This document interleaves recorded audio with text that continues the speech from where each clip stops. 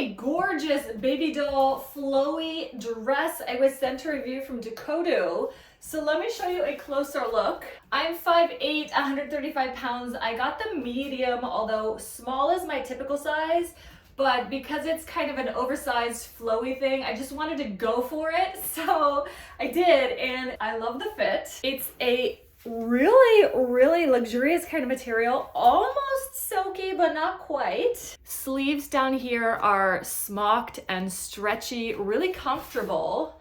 The neck is nice and open. There's no buttons or zippers or ties or anything. It's just so comfortable for travel, for running errands, for whatever. Dress it up with a necklace, some boots, you name it, or just wear it casually. I love this big floppy collar. It does have pockets. Oh, that is necessary. So cute. They're stitching to kind of create layers, but they're not actual layers. It's just one layer. I love it. And I know you will too.